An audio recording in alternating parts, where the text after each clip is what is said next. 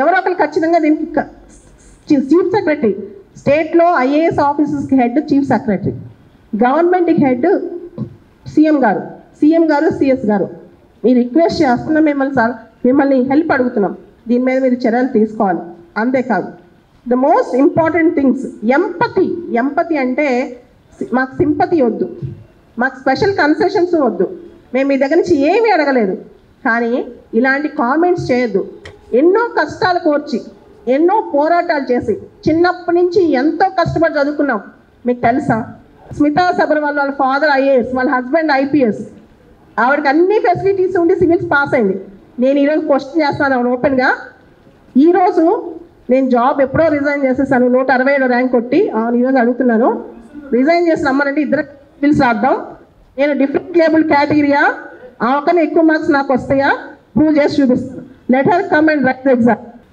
నా దాకెందుకండి, నా దగ్గర చాలా మంది స్టూడెంట్స్, చూడలేని స్టూడెంట్స్ ఉన్నారు. వాళ్ళతో కూర్చోబెట్టి ఏమైనా పరీక్ష రాపిస్తాను, రాయమని చూద్దాం. వాళ్ళ ఎబిలిటీస్ ఏంటో వాళ్ళతో కూర్చుని అడ్మినిస్ట్రేషన్ చేయమని చూద్దాం. ఇక్కడ స్టీఫెన్ హాకింగ్ 2000 పని చేస్తాయి. ఆయన ప్రపంచంలోనే అతి పెద్ద సైంటిస్ట్. సుధా చంద్రన్ కాల్ లేకపోయినా డాన్సర్. వాళ్ళని మీరు సైంటిస్ట్ డాన్సర్లా చూస్తారా, డిజేబుల్ పర్సన్ లాగా చూస్తారా? సభ్య సమాజానికి మీరు ఇచ్చే మొత్తం లెసన్ మెసేజ్ ఇదేనా అండి? 24 గంటలైంది ఆమె ట్వీట్ పెట్టి, ఇంతవరకు ఆ ట్వీట్ విత్డ్రా చేసుకోకపోగా ఇంకా రీట్వీట్ చేస్తూనే దానికి సంబంధించి కౌంటర్లు ఇస్తూనే ఉంది. ఇది ఎంతవరకు న్యాయం? అపోజిషన్ పార్టీస్, మీడియాతో ఉన్న మేజర్ థింగ్ ఏంటంటే, పెద్ద క్వశ్చన్ అడిగేది, ఎవరన్నా ఒక ఐఏఎస్ ఆఫీసర్ కొంచెం బాగుంటే వ్యూస్ కోసం వాళ్ళే ఇంటర్వ్యూస్ చేస్తారు. ఇప్పుడు వాళ్ళకి సోషల్ మీడియా ఫాలోయింగ్, వాళ్ళు చేసే ఏ కామెంట్ అయినా ప్రభావం ఎవరిపైన పడుతుంది? సమాజం మీద పడుతుంది. Opposition parties, media, ruling party, bureaucracy అందరూ దీని గురించి ఆలోచించాలి. మీరు మా కోసం ఏం చేస్తున్నారు, ఏమి ఇస్తున్నారు అనేది. సో ఐఏఎస్లు కావాలంటే అందగత్తలు, ఐపీఎస్లు కావాలంటే మాత్రం జిమ్ ట్రైనర్ సరిపోతారా? ఫిజికల్ ఫిట్నెస్, మెంటల్ ఫిట్నెస్ చాలా ఇంపార్టెంట్. మెంటల్ ఫిట్నెస్ చాలా చాలా ఇంపార్టెంట్ అనమాట. అండ్ ఏమీ లేకుండా సివిల్స్ దాకా కొట్టిన దివ్యాంగులు చాలా చాలా గొప్పవాళ్ళు. జెన్యూన్గా ఉన్న డిజబిలిటీ పీపుల్ మీద ఇలాంటి కామెంట్స్ చేయటం, ఇలాంటి స్టేట్మెంట్స్ ఇవ్వడం తప్పు. రేపు ఎవరైనా వీళ్ళకి ప్రైవేట్ సెక్టర్లో ఉద్యోగాలు ఇస్తారా? ఈ స్టేట్మెంట్స్ చదివి ప్రైవేట్ సెక్టర్లో ఉద్యోగాలు వస్తాయా? అంత సహానుభూతి లేకుండా ఎలా స్టేట్మెంట్స్ ఇస్తున్నారు? చాలా ఇంపార్టెంట్. సిస్టంలో ఏమైనా ప్రాబ్లం ఉంటే సిస్టంలో ఉంది, కరెక్ట్ చేసుకొని చెప్పాలి. ప్రభుత్వంలో ఉంటూ ఇలాంటి స్టేట్మెంట్స్ ఇవ్వటం పెద్ద నేరం. కోడ్ ఆఫ్ కండక్ట్కి వ్యతిరేకం కూడా, కంప్లీట్ కోడ్ ఆఫ్ కండక్ట్ అనమాట. చీఫ్ సెక్రటరీకి చాలా పవర్స్ ఉన్నాయి. ఆవిడకి షోకాజ్ నోటీస్ ఇవ్వచ్చు, దీని మీద ఆవిడ అడగవచ్చు. కేసీఆర్ గారి హయాంలో 10 సంవత్సరాల పాటు ఈవిడ సీఎంఓలో పనిచేశారు. ఇదేనా ఆవిడ నేర్చుకుంది అడ్మినిస్ట్రేషన్ గురించి? సీఎం దగ్గర దాదాపు 10 years సీఎంఓలో పనిచేశారు. సిస్టంలో తప్పునంటే సిస్టమ్ ఎలా కరెక్ట్ చేయాలో చూడాలి. ఆవిడకి ఫిజికల్ డిజబిలిటీ ఉందో లేదో నాకు తెలియదు, కానీ ఖచ్చితంగా మెంటల్గా మాత్రం ఆవిడ అప్సెట్ అయినారు నాకు అర్థమవుతుంది. ఎందుకంటే ఇలాంటి స్టేట్మెంట్స్ మెంటల్గా అప్సెట్ అయిన వాళ్ళు డిఫెండ్ చేసుకుంటారు. వాడికి అంత చులకన స్టేట్మెంట్స్ అవసరమా? అది నా క్వశ్చన్.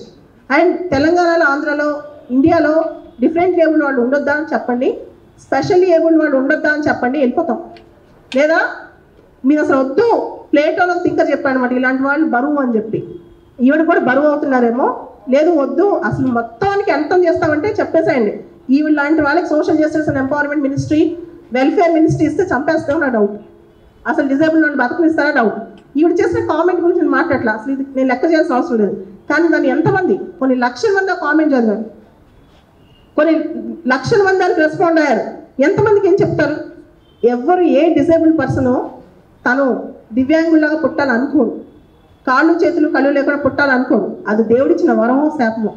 దాన్ని బీట్ చేసి అన్ని అవార్డ్స్ని బయట పెట్టి మేము పనిచేస్తుంటాం. ఎన్ని కష్టాలు వచ్చినా ఎవరికి చెప్పుకోం. ఇంతవరకు మీరు గమనించండి, అన్ని వర్గాల వాళ్ళు పోరాడతారు, అన్ని వర్గాల వాళ్ళు ఎంతో కొంత నిరసనకు వస్తారు. తెలంగాణలో కానీ ఆంధ్రలో కానీ ఎవరన్నా చెప్పండి, డిఫరెంట్లీ ఏబుల్డ్ వాళ్ళు మాకు ఇది కావాలి అని చెప్పి ధర్నా చేసిన సందర్భం ఉందా? నిరసన ప్రదర్శించిన సందర్భం ఉందా? ప్రభుత్వానికి వ్యతిరేకంగా మాట్లాడిన సందర్భం ఉందా? ఇంత మంచి కమ్యూనిటీ పైన ఇంత విద్వేషం నేర్పిస్తే సమాజానికి రేపు వీళ్ళందరూ ఎలా తలెత్తుకుంటారు? సామాజికంగా చాలా సందర్భాల్లో వివక్ష గురవుతాం. నేను సివిక్స్ పాస్ కాకముందు నాలోనే అందరు దివ్యాంగులు ఒక స్థాయికి రాకముందు సమాజం వాళ్ళు జాలి చూపులు చూస్తుంది, దగ్గర కూడా రానిదు, ముట్టుకొని కూడా ముట్టుకోరు. అటువంటి సమాజం అన్నమాట. దీన్ని ఇంత దగ్గర తీసుకొస్తారా? ఇప్పుడు ఆవిడ సర్టిఫికెట్ ఎవరో ఒక అమ్మాయి ఏదో తప్పు చేసింది, దాని యూపీఎస్సీ రెస్పాండ్ అయింది, పిఎంఓ రెస్పాండ్ అయింది, అందరూ పనిచేస్తున్నారు. ఈవిడికి ఏంటి? ఈవిడికి పని లేదా? నా దృష్టిలో తెలంగాణలో చాలా మంది ఆఫీసర్స్ జాబ్లెస్. అందుకనే ఇన్స్టాలో ట్విట్టర్లో పొద్దున్న లేసి మెసేజ్ పెడతానే ఉంటారు. పనున్న వాళ్ళు ఎవరు పెట్టరు, పనున్న వాళ్ళు కొన్ని పనికొచ్చే పని చేస్తారు. అండ్ ఈవిడ ఏ ఫిట్నెస్ అని చెప్పి ఈవిడ అనుకోవాలో ఈవిడే నేర్చుకోవాలన్నమాట. తర్వాత అనెథికల్, నైతికంగా ఈవిడ డిజేబుల్డ్ అని నేను అంటాను. నైతికంగా చాలా చాలా తప్పులు చేసింది. అండ్ ఓవరాల్గా డిజబిలిటీస్ పీపుల్ మీద కామెంట్ చేసే అర్హత కూడా ఈవిడికి లేదు. అండ్ సివిల్ సర్వీసెస్ పాస్ అవ్వాలంటే మిస్ ఇండియాలో, మిస్ యూనివర్సిటీ, మిస్ వరల్డ్ అవసరం, అందగతలు అవసరం లేదు. ఇది కూడా మనం తెలుసుకోవాలి. అదేవిధంగా ప్రభాస్ లాంటి వాళ్ళు, మహేష్ బాబు లాంటి వాళ్ళు వచ్చి సర్జరీ చేయరు, మనకి డాక్టర్లే చేస్తారు. మీకు తెలిసే ఉంటుంది, సురేష్ అద్వానీ అని చెప్పి ఒక different label doctor, surgeon, oncologist, Padma Shri, Padma Bhushan వచ్చింది, డిఫరెంట్ లేబుల్ కేటగిరీ. ప్రభుత్వం గుర్తించి ఆయనకి పద్మశ్రీ ఇచ్చింది, పద్మభూషణ్ ఇచ్చింది. ఆయన డిఫరెంట్ లేబుల్ కమ్యూనిటీ కాదు. 2014లో ఆల్ ఇండియా ఫస్ట్ ర్యాంక్ వచ్చింది డిఫరెంట్ లేబుల్, ఐరా సింగల్. ఆ అమ్మాయి మార్కులు ఇంకా ఎవరు బీట్ చేయలేకపోయారు. ఆవిడ పని చేయట్లేదా ఢిల్లీలో? ఈవిడైనా పని చేస్తుంది హైదరాబాద్లో, ఆవిడ కూడా పనిచేస్తుంది కదా ఢిల్లీలో. సో ఇంతమంది డిఫరెంట్ సొసైటీకి ఇంత కంట్రిబ్యూట్ చేస్తున్నప్పుడు మీరు వచ్చి మమ్మల్ని ఈ విధంగా అవమానించడం, ఇంకెవరైతే ఖండించలేదో అపోజిషన్ పార్టీస్ కావచ్చు, ఇంక్లూడింగ్ నేను కేసీఆర్ గారిని కూడా కోరుతున్నాను, ఈవిడ మీ దగ్గర కూడా పనిచేసింది సార్, మీరు ఖండించాలి. కేటీఆర్ గారు మీరు ఖండించాలి ఈవిడ వ్యాఖ్యల్ని. Opposition parties, ruling parties, media, entire bureaucracy ఖండించకపోతే మాత్రం మేము అనుకుంటాం మీరు సమర్థించారు, మీరు దీన్ని కంప్లీట్గా సమర్థిస్తున్నట్టే అని మేము భావిస్తాం. అండ్ మాకు శాంతి కావాలి, శాంతియుతంగానే చేస్తాం. మేము ఎప్పుడు కూడా వాయిలెన్స్ చేయటం కానీ, లేకపోతే గవర్నెన్స్ని దెబ్బతీయటం కానీ, పబ్లిక్ ఆర్డర్ని డిస్టర్బ్ చేయడం కానీ చేయం. ఒకవేళ కనుక గవర్నమెంట్ ఈవిడ పైన 24 గంటల లోపల ఈవిడ స్టేట్మెంట్ విత్డ్రా చేయకపోతే, దివ్యాంగ సమాజానికి పబ్లిక్ అపాలజీ చెప్పకపోతే 24 hours టైం, బడ్జెట్ సెషన్ జరుగుతుందని చెప్పి ఈరోజు మేము ఏం చేయట్లేదు రేపు నుంచి, కాకపోతే 24 hours టైంలో వీళ్ళు కనుక రెస్పాండ్ కాకపోతే మాకు శాంతి అందరికీ ఉంది. నేను చెప్తున్నాను, మేమందరం కూడా జైపాల్ రెడ్డి గారి స్పోర్టీ సబ్ దగ్గర, ట్యాంక్ బండ్ దగ్గర మేము నిరసన చేస్తాం.